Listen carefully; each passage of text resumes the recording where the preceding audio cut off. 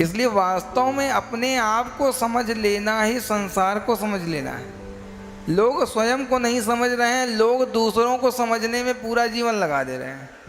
लेकिन वास्तविकता क्या है? अपने आप को समझ लेना ही समस्त लोगों को समझ लेना है। यानी यूँ कहूँ, स्वयं को समझ लिया तो परमात्मा को समझ लिया, परमात्मा को जान लिया। अगर आप स्वयं का पता आपसे पूछा जाए तो हमें आपको अभी अपना भी पता नहीं मालूम है महाराज।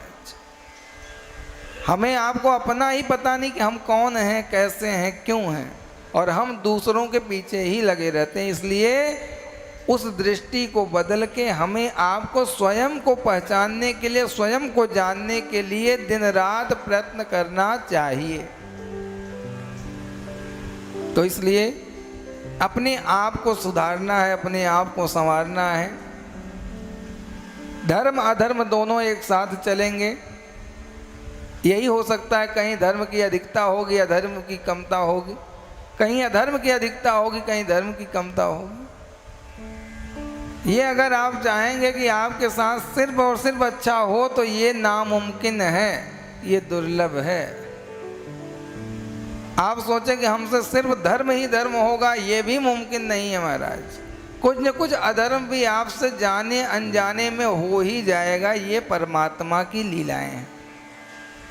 केवल और केवल एक चीज स्थित रह जाए हमारे जीवन में, ये संभव नहीं है। ये क्या है? जीवन चलायमान है और समय ऐसा है महाराज, हमेशा चलता रहता है। हम आप सो जाते हैं लेकिन ये समय सोने वाला नहीं है। ये हमारे दिन रात के क्रिया कर्मों का जो फल है उसको भुगताएगा ही भुगताएगा। और तो मैं यूँ कहूँ महाराज, यदि आप सोच रहे हैं कि हमारे कर्मों का दंड हमें कहीं और मिलेगा, तो वास्तव में बताएं, कलिकाल में हमारे किए कराए कर्मों का फल हमारे जीवन में ही प्राप्त हो जाता है। कलिकाल में आप सोच रहे हैं कि हमें कहीं नरक जाना पड़ेगा, तो यही सबसे बड़ा नरक आपको दिखा देगा भगवान। इसी जीवन काल में, जिस जीवन काल में आपके शरीर के माध्यम से, आपके परिवार के माध्यम से, आपके बच्चों के माध्यम से जो भी किया कराया गलत कर्म है उसका परिणाम, और जो भी किया कराया अच्छा कर्म है उसका भी परिणाम आपके जीवन काल में ही दिख जाता है। बोलो भक्तवत्सल भगवान की, राधा रमण लाल की जय।